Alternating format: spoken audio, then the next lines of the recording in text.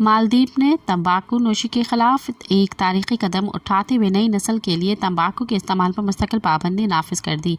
यूं वो दुनिया का पहला मुल्क बन गया है जिसने आइंदा नस्लों के लिए सिगरेट नोशी को कानूनी तौर पर ममनू करार दिया है।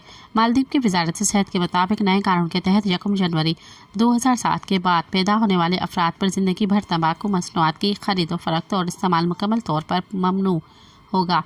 ये कानून सदर मोहम्मद मुइज़्ज़ो ने मई में मंजूर किया था, जिसका मकसद तंबाकू से पाक नस्ल की तश्कील और अवामी सेहत के तहफ़्फ़ुज़ को यकीनी बनाना है।